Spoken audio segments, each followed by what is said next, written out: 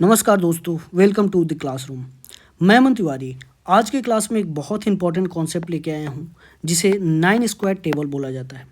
9 square table का statistics में एक बहुत इंपॉर्टेंट स्थान दिया जाता है। ये स्थान क्यों है, इसका ओरिजिन क्या है, इसे कहाँ हम लोग यूज करते हैं, ये सब कुछ आज की क्लास में हम लोग देखने वाले हैं। तो आज का क्लास बहुत इंपॉर्टेंट होने वाला है, आप अंत तक बने रहिए ताकि इस कॉन्सेप्ट को आज के बाद आपको दोबारा फिर से ना देखना पड़े।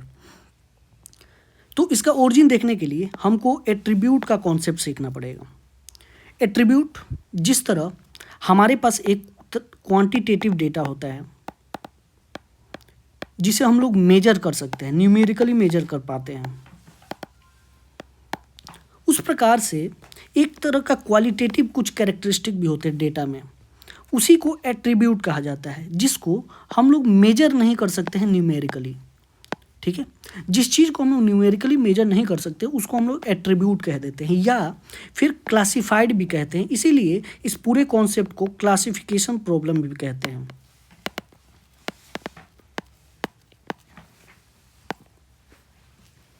इसका अगर कुछ हम लोग एग्जाम्पल देखें तो जैसे जेंडर मेल या फीमेल हो सकता है। लिटरेसी अगर देखें तो educated, uneducated, employment, employed, unemployed, rich, poor, healthy, not healthy, ये सारा क्या है, एक तरह का क्वालिटेटिव डेटा है। इस तरह के क्वालिटेटिव डेटा को डील करने के लिए जिस कॉन्सेप्ट का हम लोग यूज करते हैं उसको हम लोग बोलते हैं एट्रीब्यूट्स। तो एट्रीब्यूट्स का अब हम लोग कैसे यूज करते हैं स्टेट्स में, उसको हम लोग अब स्टेप बाय स्टेप सीखने वाले हैं। तो पहला स्टेप तो क्या है कि इसका नोमेनक्लेचर, इसको कैसे हम लोग आइडेंटिफाई करते हैं कौन चीज़ क्या है। तो पहला तो इसको कैसे डिनोट किया जाता है ये सीखा जाता है।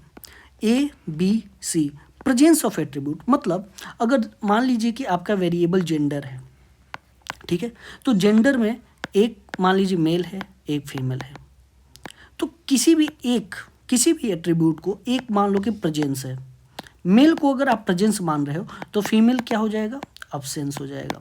तो मेल को अगर आप ए से डिनोट कर रहे हो तो इसके लिए अब्सेंस क्या हो जाएगा, अल्फा से डिनोट करना पड़ेगा। सेम इसी तरह आप इसके उल्टा भी कर सकते हो, फीमेल को आप प्रेजेंस मान लो और मेल को अब्सेंस मान लो, किसी को भी मान लो। अगर इसको प्रेजेंस मानोगे तो फिर इसको ए मानना पड़ेगा और एब्सेंस को फिर अल्फा मानना पड़ेगा। मतलब आप कोई भी जो भी एट्रीब्यूट को के प्रेजेंस को आप ए मान रहे हो उसके एब्सेंस को क्या मानोगे, अल्फा मानोगे। सेम इसी तरह अगर कोई दूसरा एट्रीब्यूट लो, जैसे मान लो एजुकेटेड, अनएजुकेटेड का ले रहे हैं, तो एजुकेटेड के लिए अगर हम लोग मान लीजिए बी एट्रीब्यूट यूज करेंगे तो उसके एब्सेंस मतलब अनएजुकेटेड के लिए क्या यूज कर लेंगे, बीटा यूज कर लेंगे। सेम इसी तरह अगर कोई तीसरा वेरिएबल है, मान लीजिए एम्प्लॉयमेंट, अनएम्प्लॉयमेंट है, तो एम्प्लॉयमेंट के लिए अगर मान लीजिए हम लोग यूज कर रहे हैं सी, तो उसके एब्सेंस यानी अनएम्प्लॉयमेंट के लिए क्या यूज कर लेंगे, गामा। तो इस तरह से पहले तो एट्रीब्यूट्स का डोनेशन एट्रीब्यूट्स का जो नोमेनक्लेचर या दिखाते कैसे हैं वो कुछ इस तरह से होता है। मतलब प्रेजेंस ऑफ एट्रीब्यूट को आप कैपिटल लेटर से दिखाते हो और एब्सेंस ऑफ एट्रीब्यूट के लिए आप लोग अल्फा, बीटा या गामा का यूज करते हो। अब हम लोग थोड़ा और आगे बढ़ते हैं।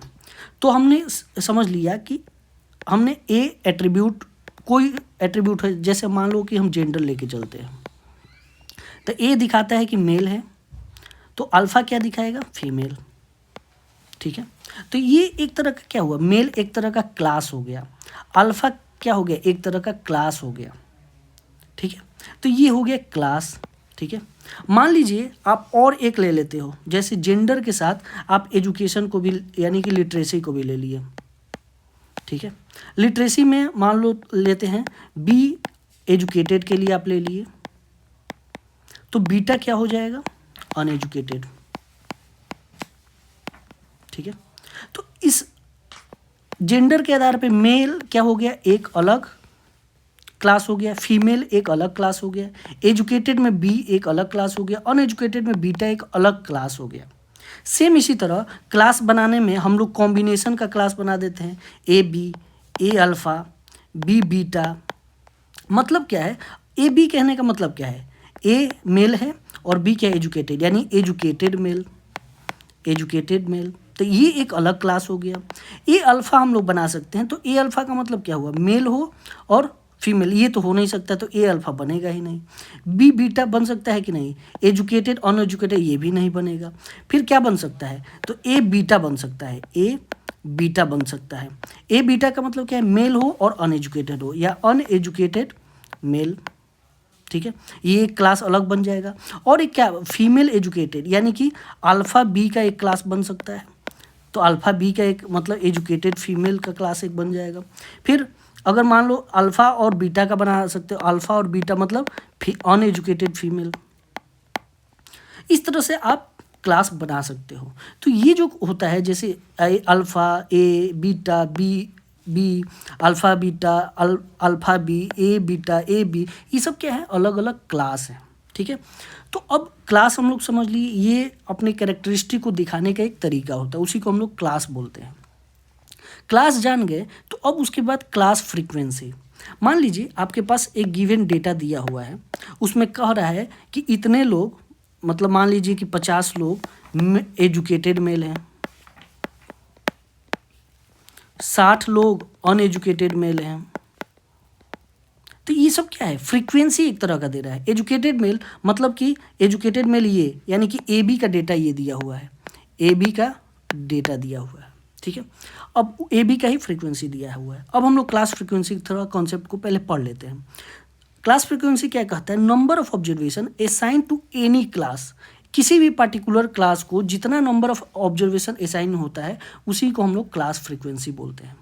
और इसको डिनोट कैसे किया जाता है? ब्रैकेट से। मतलब किसी भी क्लास में, जैसे अगर मान लो ए है, ए में अगर ब्रैकेट लगा दिए तो ये ए का क्लास फ्रीक्वेंसी हो गया। अगर ए बी क्लास है तो ए बी में अगर ब्रैकेट लगा दिए तो ए बी का ये क्लास फ्रीक्वेंसी हो गया। इसको डिनोट किया जाता है। जैसे मान लो यहाँ देखो, ए बीटा है, ए बीटा एक ऐसा क्लास है जिसमें ए भी एट्रीब्यूट होगा और बीटा भी एट्रीब्यूट होगा। और वहीं ए बीटा का अगर हम लोग ब्रैकेट में रख देंगे तो ये नंबर ऑफ ऑब्जर्वेशन यानी क्लास फ्रीक्वेंसी दिखाएगा, जो कि ए और बीटा एट्रीब्यूट अपने आप में रखे हुए हैं। फिर अगर मान लीजिए ए एक तरह का क्लास है जो कि ए एट्रीब्यूट रखा हुआ है, और ब्रैकेट में अगर ए रखेंगे तो नंबर ऑफ ऑब्जर्वेशन है कंटेनिंग है, मतलब ये क्लास फ्रीक्वेंसी दिखाएगा, ठीक है। तो ये होता है क्लास फ्रीक्वेंसी का कॉन्सेप्ट। तो हमने अभी तक क्या समझ लिया? एक तो क्लास और दूसरा क्लास फ्रीक्वेंसी। अब इसके लिए एक फॉर्मूला भी हो जाता है।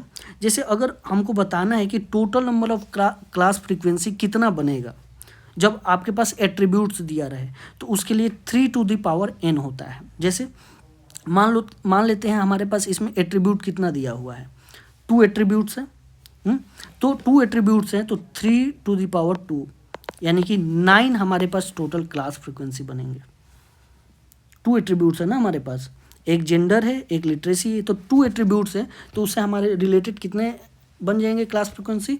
3 टू द पावर n, तो 9 हमारे टोटल बन जाएंगे क्लास फ्रीक्वेंसी, ठीक है। तो ये हो गया क्लास और क्लास फ्रीक्वेंसी का कॉन्सेप्ट। अब इसके आगे एक और कॉन्सेप्ट सीखते हैं, order of class. Order of class किसको कहते हैं? तो order of any class is equal to number of attributes specified in that class, वही उसका ऑर्डर होता है। जैसे मान लीजिए ए देखें, ये क्या हो गया? ए और उसका क्लास फ्रीक्वेंसी, बी और बी का क्लास फ्रीक्वेंसी, अल्फा और अल्फा क्लास फ्रीक्वेंसी, बीटा और बीटा का क्लास फ्रीक्वेंसी।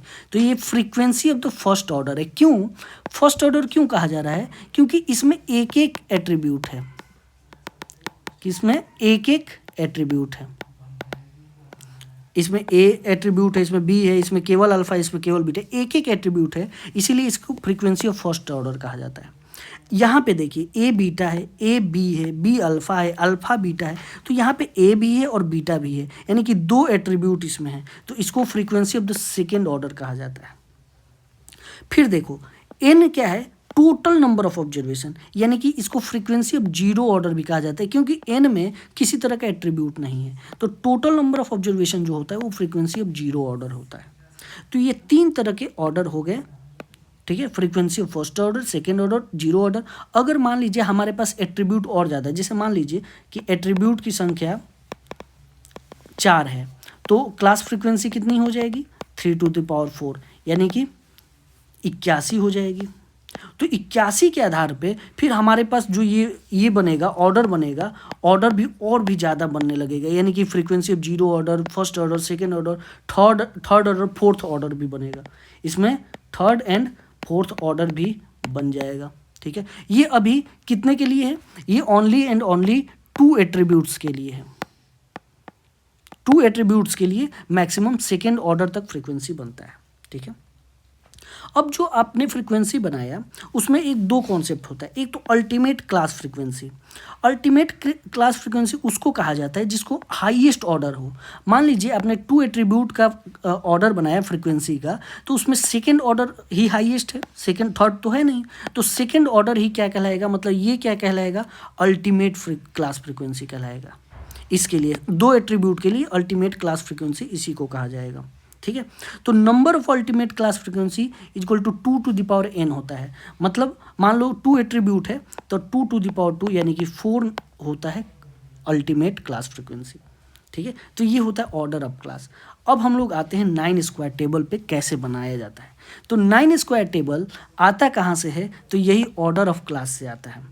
जितना भी ऑर्डर ऑफ क्लास, मान लीजिए 2 एट्रीब्यूट से, तो 2 एट्रीब्यूट से हमारा टोटल क्लास फ्रीक्वेंसी कितना बनेगा, पहले तो यहीं से आ गया 2 टू द पावर 9, यानी कि 9 हमारे टोटल क्लास फ्रीक्वेंसी बनेगा। तो 9 हम लोग टेबल बना देते हैं। ठीक है, जितना नंबर ऑफ क्लास फ्रीक्वेंसी होगा उतना नंबर ऑफ हम लोग टेबल बना देते हैं।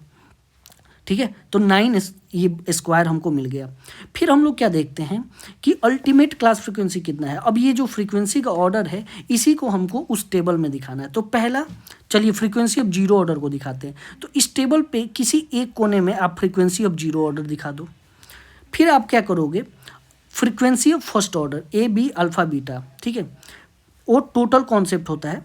खैर उसको दिखाने के लिए हम लोग क्या करते हैं, जैसे मान लीजिए आपके पास पहला एट्रीब्यूट है, उसका प्रेजेंस ए है और उसका एब्सेंस अल्फ़ा है। दूसरा एट्रीब्यूट का प्रेजेंस बी है और उसका एब्सेंस क्या है, बीटा है। तो इस दोनों एट्रीब्यूट से हम लोग क्या करेंगे, अल्टीमेट क्लास फ्रीक्वेंसी बना देते हैं। तो जब 2 एट्रीब्यूट हो तो अल्टीमेट क्लास फ्रीक्वेंसी कितना बनेगा, 4 बनेगा। तो हम लोग ए बी अल्फ़ा बी, यहाँ से अल्फ़ा लिए और यहाँ से बी लिए, यहाँ से ए यहाँ से बी, फिर यहाँ से ए लिए और यहाँ से बी, मतलब ये ऊपर से हम लोग पहले ले लेते हैं। ठीक है, और फिर साइड से ये, फिर अल्फ़ा ये ले लिए और बीटा यहाँ से ले लिए। तो ये हमारा अल्टीमेट क्लास फ्रीक्वेंसी बन गया। अब हम लोग टोटल निकालते हैं दोनों साइड। टोटल यहाँ जो बी का काउंट किए हैं तो बी आ जाएगा टोटल, बीटा आ जाएगा टोटल, फिर यहाँ ए का काउंट किए हैं तो ए का टोटल आ जाएगा, फिर अल्फ़ा का टोटल आ जाएगा। तो इस प्रकार ये पूरे 9 स्क्वायर टेबल में, और ये ए अल्फ़ा बी बीटा ये सब क्या है, frequency of the first order, ये फ्रीक्वेंसी ऑफ फर्स्ट ऑर्डर, ये फ्रीक्वेंसी ऑफ फर्स्ट ऑर्डर, ये फ्रीक्वेंसी ऑफ जीरो ऑर्डर, और ये सारा चारों क्या है, अल्टीमेट क्लास फ्रीक्वेंसी यानी कि फ्रीक्वेंसी ऑफ सेकेंड ऑर्डर है। तो ये सब मिला के एक पूरा आपका 9 स्क्वायर टेबल तैयार होता है।